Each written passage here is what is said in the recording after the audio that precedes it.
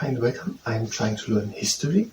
Today the search for Troy, and after we've done that, we're gonna do stretching. And if you participate in the stretching, then it's at your homework. The search for Troy, we had in the previous part the Trojan Wars, and there was written that the Greek poet Homer tells how a city called Troy was destroyed by the Mycenaeans after a 10-year siege. Historians once thought this was just a story, but now that Troy's remains have been discovered, they think there may be some truth in it. So that was 2,500 years ago something, someone living in Greek with the name Homer, and he wrote a story about the Trojan Wars.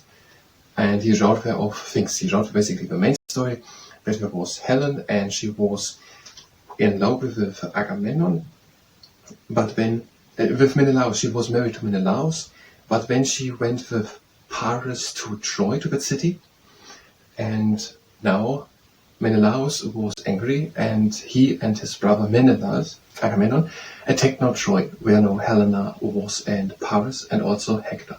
And now the Mycenaeans, Agamemnon, Menelaus, and also the warrior Achilles and Odysseus attacked Troy. And now the question is, how much of that Homer just invented? Because there's some stories in it which are maybe not completely clearly explainable with archaeological foundings, and also with other stories. I don't know who has written it.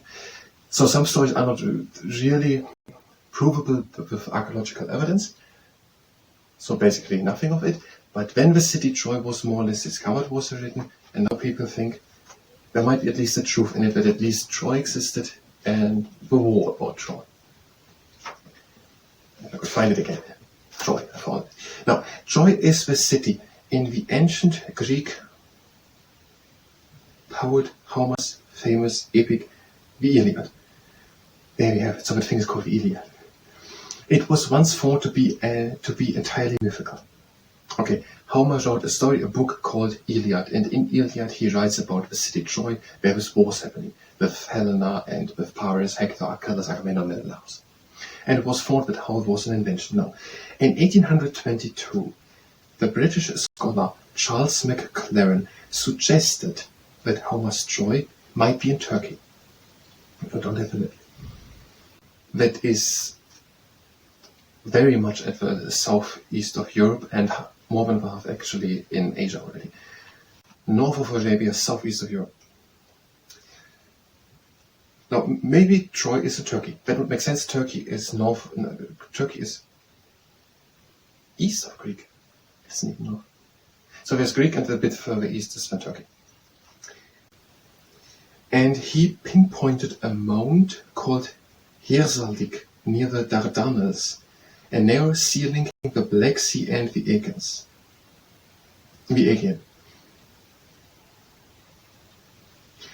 Is a mountain a mountain?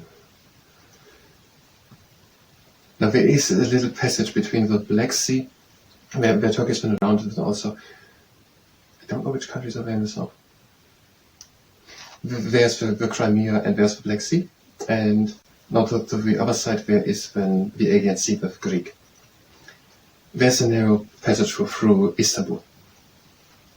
And there Charles McLaren in 1822 said that there is the mountain. I'm going to just assume it is a mountain. It's not very hilly there in Istanbul, a little bit, but not very. And there's a mountain called Hersalik, and that is near the Dardanelles. That seem to be the mountains. Whatever, there might be Troy. No, there was someone, he was a German archaeologist, his name was Heinrich Schliemann, and he began digging at Hersalik Mount in 1871.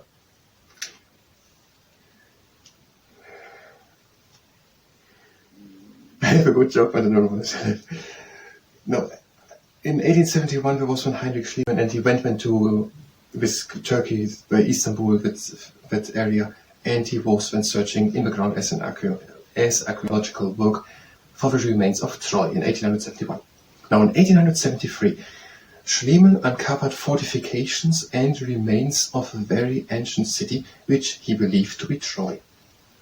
Okay, so after 2 years of archaeological working, he found remains of an ancient city. and when Heinrich Schliemann thought it might have been Troy in Istanbul in Turkey. Now, Heinrich Schliemann also found a treasure of gold and silver, which he called Priam's treasure, after the Trojan king Priam, mentioned in the Iliad. He smuggled this out of Turkey to take to Europe. Now, the first thing, Priam. Priam is the Greek king, the Trojan king. So there was in Troy when Priam, the king, and when the two princes, Hector and Paris went together with Helena, who was married to Menelaus, the Mycenaean, important person who was the brother of Agamemnon, the Mycenaean king. Now, and he found a treasure, and he called it Priam's treasure because he thought it was one of the king of Troy, and he took it smuggling out of Turkey, Western Europe. In 1876, Heinrich Schliemann was digging at Mycenae in Greek. I don't know where it is, but it is. I think I know where it is. It's completely at the coast. It's east of Greek, it's in the middle of East Greek. I mean, whatever. Mycenae in Greek. And he came across what he thought was the tomb of Agamemnon, king of the Trojans, enemies in Homer's Iliad. So Iliad is told from the perspective of the Trojans. Okay, now he first found in 1873, or at that time, he found in 1873 ancient remains, and he thought it was Troy. Then at some time he found a treasure, and he thought it was a treasure of Priam, the king of Troy. When in 1876 he found a tomb, and he thought it was one of Agamemnon, who was the king of an army besieging Troy. In the 1890s, there was William Lawfield, and he showed that Hirsalik Mount is made of 9 layers of city remains. And this is because the city was destroyed by fire or earthquake 9 times. Each time the survivors built on the rubble. Okay, so 20 years later, there was someone else, and his name was William Lawfield. And he was still there, and he found out, here's a city, but if you look a little deeper, we found there again a city. So we're finding here a kitchen, we find here some spoons or whatever. And when we're digging a little deeper, and there are again spoons and plates and so on. And they are from a different period. And people can look what the times are from, and they're seeing they are 200 years later. And they now know that is a new layer of city. And they dig deeper and deeper and deeper, and we found that 9 times, 9 kitchen over on top of each other, basically. And that led to the conclusion, there was a city, and it was completely destroyed, and then people came back, maybe 200 years later, that's a lot of time, 2,000-3,000 years, 200 years later, and built another city on top of it. Schliemann, so Heinrich Schliemann thought Homer's Troy was Troy the second layer from the bottom. Dopfield thought it was Troy the sixth. So it makes sense from the bottom, because we're saying, how can the topmost one be Troy 1? That was the last built one. So the first one, which was the first built, is the first one. So Troy 1, Troy 2, and Heinrich Schliemann thought Troy 2 is Troy. And William Dopfield thought it is number 6. And that all the way by Istanbul in Greek somewhere, in Turkey somewhere. Troy 1 to 5 are now thought to date from the early Bronze Age, 3000 to 1900 before Christ. So 5,000 years old. So the first 5 Troys, do we think, are around 5,000 years old. 3,000 years old. Experts now think Homer's Troy may be Troy 7a, a layer of a 7th city dating from about 1250 before Christ. Now, it would be helpful to know when Homer lived, because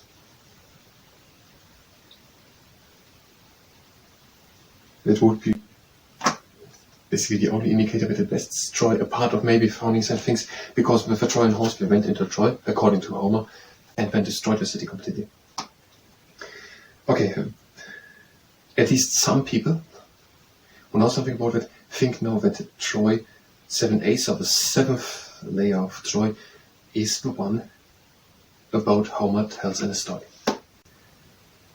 And I guess we found a bit more, otherwise we wouldn't assume it. We found probably also that it was probably burned down or something, so that it was happening in an act of war, and maybe we found 2 or 3 things more. And the first thing is, if they already digged at that place where in Greek, at the Hirsalik Mount and by the Dardanelles, they probably had something in Homer's story which said, there's it. Or why should not Homer tell it someplace where this Troy is, where the mountains are, whatever.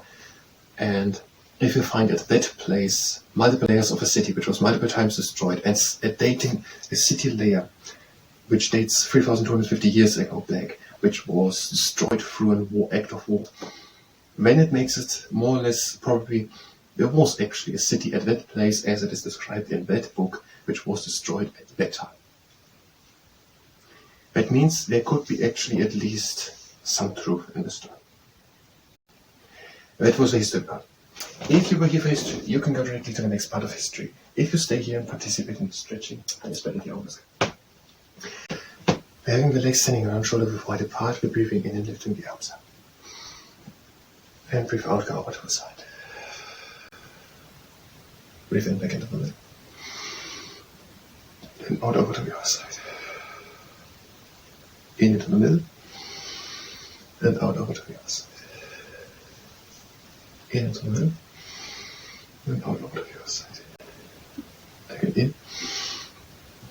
And out down. Breathe again in. And out with one hand slides down the leg and the other shoulder stays down. Breathe again in. And out and take one arm over. Breathe in and out, rib cage. And breathe out back into the middle. Breathe again in. And out, one hand slides down the leg. Breathe again in. And out, take one arm over. Breathe in and out, rib cage. And breathe out back. Now feet standing together. Breathe in and lift the arms up. And breathe out, lift one arm down. Breathe in and reach. And breathe again out and come up. In, reach high.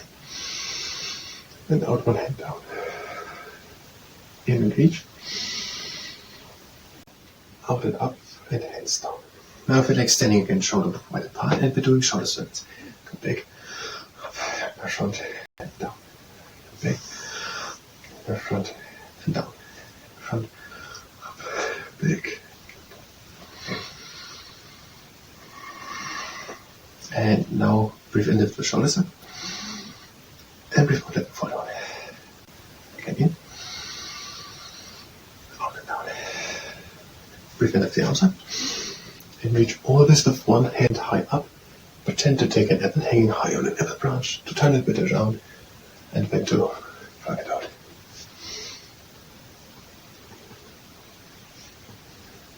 And to the next exercise.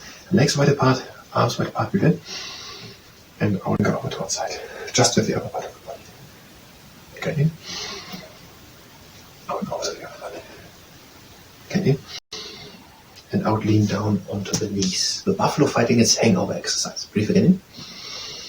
And out, bring my shoulder in front. In and back. Out the other one in front. In and back. Out the other one in front.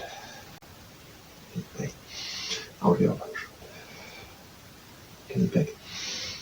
And out and hang down. Just breathe in from the mouth. And out from the mouth. Again in. And out, go over to one leg. Breathe in. Out over to the other leg. Breathe in. Out into the middle. Close the feet, but keep on hanging for a bit longer down. Breathe in. And out. Again in. And out comes slowly with your jump back up. And back into the top, backwards, shoulder. Legs wide apart, breathe in and out. And breathe in and out. In, up. Down, and over down, breathe in, up.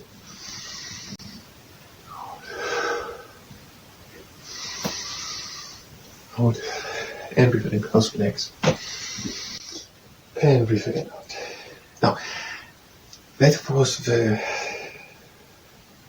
stretching. I think very much until next time.